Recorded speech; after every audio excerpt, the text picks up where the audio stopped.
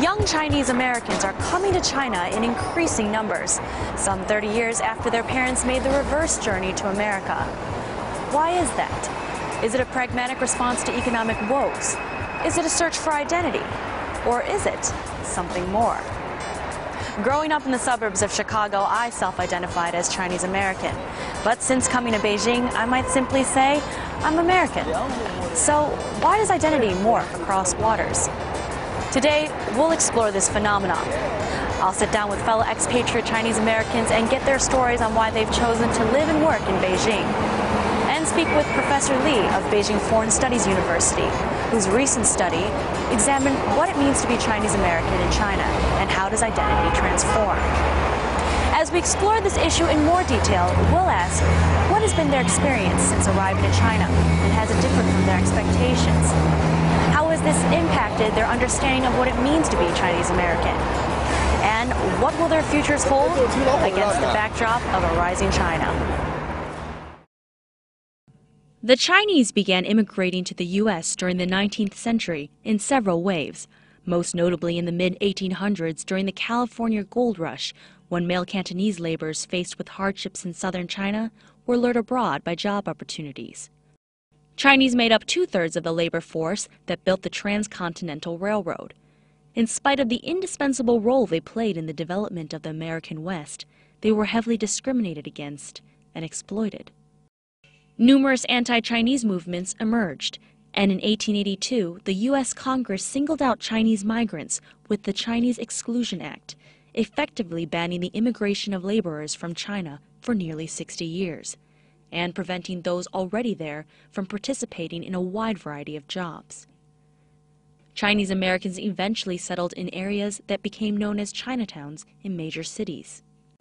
The mid-1970s ushered in an era of increased immigration, after annual quotas were raised significantly under the 1965 Immigration Act. The vast majority of those arriving in the U.S. during this period came from Hong Kong and Taiwan. Recent waves, however, have been made up of those from mainland China, many of whom are wealthy and well-educated.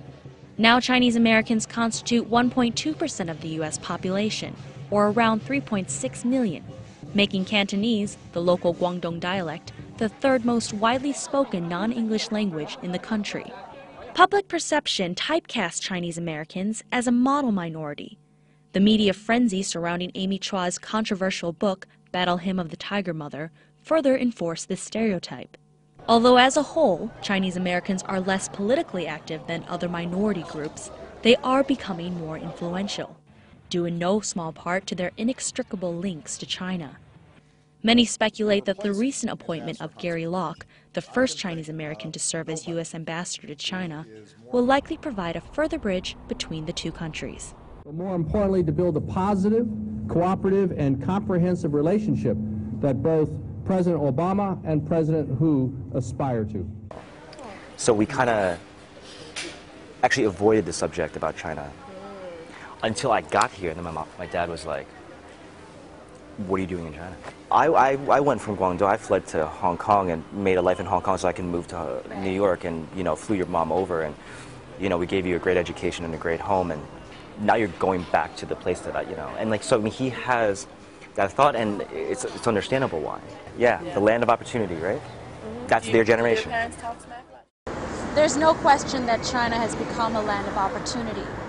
For these four Chinese Americans, life in China has opened a host of new possibilities. What's your real name?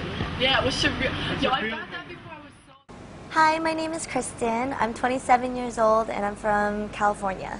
For the past 4 years, I've been doing PR, marketing events. I've done everything from plan weddings to plan fashion shows and restaurant openings, club openings. I've kind of done a lot of really cool things. One of my first projects was with the Hatsune restaurant group, where I opened their last two restaurants in Sanlitun Village right before and after the Olympics. So that was during a really exciting time in Beijing. And to open, two of the most successful restaurants, I think, in Beijing is a great, is something I'm super proud of. Oh, you've never heard banana?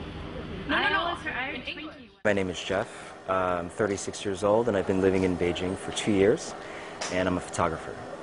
I've covered a lot of subjects, not just in China, but in Asia as well, and I've done work for CNN, Wall Street Journal, The Guardian, and a few other magazines. I'm originally from New York City, born and raised. The episode name. My name is Diane, and I'm 21 years old. I'm from New York City, Brooklyn specifically. I work at, my boss was the owner of an international stamp company. We print and design, and we are the agents for different postal authorities throughout the world.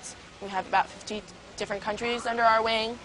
But he's branching off into collectibles like, you know, stamps, of course, coins, gold. I'm gonna start laughing. Yeah. I'm nervous. Don't be nervous. Just pretending it's a giant eye. My name is Edwin. I'm from New York. I grew up in Queens. I went to school in Brooklyn. 25. Going to be 26 in December. I've been in Beijing for about 10, 11 months now. I'm an architect. One of the current projects I'm working on is a church in Ningbo. We had to design a nunnery. Another project right now that I'm working on is a competition for a museum in Shandong. Wait, let's establish something here. Every one of us are second generation Chinese? Yeah. So all of our parents are immigrants here? Yeah. My mom is okay. So I guess that plays a role, because that kind of defines how Chinese you were raised. Yeah, it's true. If your parents were already born here. It's kind of funny because growing up, I always thought of my family as being super Chinese, especially my mom, because when I was younger, I'm a little embarrassed to say this, but I remember growing up, every time, you know, I had my friends with me, and we'd get my mom's car, and she'd drive us home from school, and she'd be playing, you know, Chinese pop songs in the car. I'd be like, oh my God, Mom, can you please, like, put on the radio instead? And I would be super embarrassed. Or when she would speak to me in Chinese, I would always kind of reply in English, and I didn't really want to, you know, speak it back to her, which is, you know, such a shame, because I think that my Chinese right now would be so much better if I actually, you know, really spoke the language at home. And you know, like how like they always say, hey, do you want to go to Chinese school? Do you want to learn how to read or write? And then you're like, no, right? Yeah. I got such a now Chinese I'm like, school, why didn't I go? But anything simple or conversational, you could just do it. You could just say it, right? Yeah. But then it's also like what your mom says to you over like the past 20 years of your life. Yeah. It's all the same. It's Yeah, like, are you eating yet? Are you cold? Yeah. Did you, Yeah. It's all like, and it's all home stuff, right? It's like I'm like an 8-year-old. So it's not very great. It's enough to get by, have basic conversation. You know, everyone says my Chinese is really good in the States. Everybody. And so when I get here, people are like, where are you from, you know? And Your Chinese is every time I awful. get that, I'm like, the first thing, every time someone's like, oh, 你是哪里人? And I'm like, 我是中国人. Oh, I used to say that too. I and say they'd be that. like, no, you're not. No, they're like, that wasn't the question. They're like, that wasn't the question. I didn't ask, you know, what kind of person you are. I asked where you're from. And I'm like, you know, and I get really annoyed because it's like, I'm Chinese, you know? I think that's all you need to know. And if you say, oh, I'm American, they'll be like, no, you look Chinese. You're Chinese. What are you talking about? You're Chinese, you know? And it doesn't matter where you're from. It doesn't matter where you're from. You look Chinese, you are Chinese, you have to, it's expected of you. And it's, you know, you are held to even a higher level because you have received better education. Your parents raised you Chinese, and your ideals and morals are supposed to be like 50 times better. So there's that part. There's no forgiveness here for Chinese Americans, especially young people, because you're expected to be on a higher level than the other Chinese kids. Like a double standard. Yeah, it is a very double standard. No, but see, this is the same thing as like, you know, when we're in the States and somebody goes, you know, where are you from? Yeah, you say China. Right? No. Don't say it. Well, I don't know what you never say. say that. Well, like, you know, on the East Coast, right? Like, most of the time we usually say, we're like, oh, yeah, I'm from Queens. Yeah, for me. You know, oh, yeah, you know, she's from Brooklyn, you know, like, but then, and then they go, no. Where are you from? And you're like, I'm from Queens. Yeah. Like, yeah, like I know that question. It happens. The worst is when they ask like, "What's your real name?" And that makes me so upset. Like, my name is Diane. No, what's your real name? You know, it's like, what do you mean? but see, that's the thing. So switching it over, right? Now it's become completely different.